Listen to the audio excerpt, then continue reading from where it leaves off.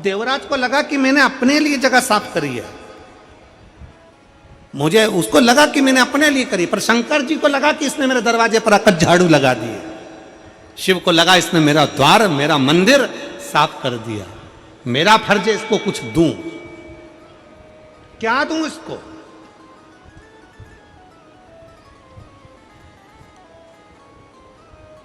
और जो एक बार शंकर के मंदिर में जाकर अपना सिर झुका लेता है, कर्ज और फर्ज दोनों इस मस्तक पे रहते हैं। क्या क्या चीज? जम के बोलो जरा। कर्ज और फर्ज। कर्ज भी मस्तक पर है और फर्ज भी मस्तक पर है।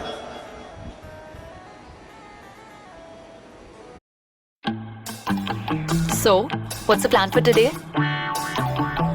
बहुत शीत।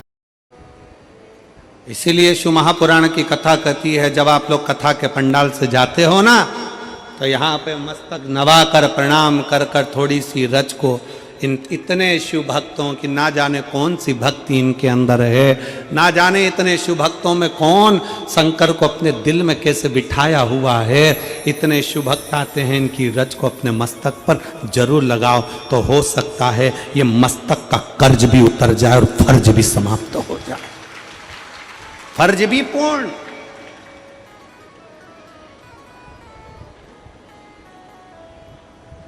शंकर के मंदिर में जाकर जल का आचमन करते हो आप लोग?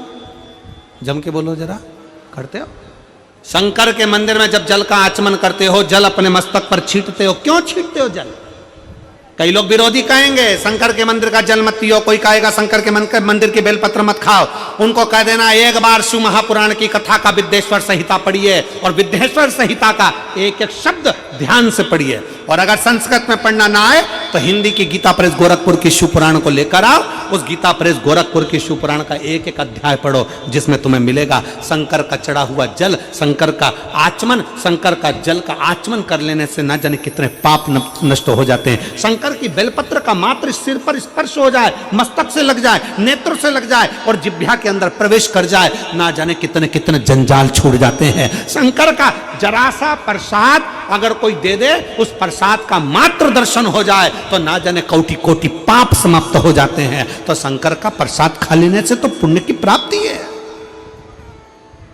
शिव महापुराण की कथा कहती है, शंकर का जल अगर मस्तक पर चढ़ जाए तो हमारा कर्ज और हमारा फर्ज दोनों ही समाप्ति पर चल जाता है, दोनों ही विराम पर चले जाते हैं। कर्ज भी पूर्ण होता है, फर्ज भी पूर्ण होता है।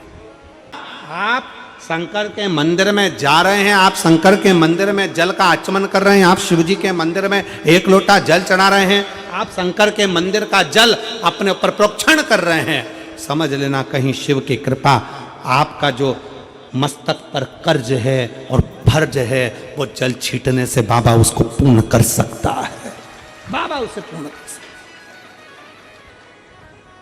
है। जो शिव के द्रोही होते हैं, जो शंकर के द्रोही हैं, जिनको सनातन धर्म सुहाता नहीं है, जिन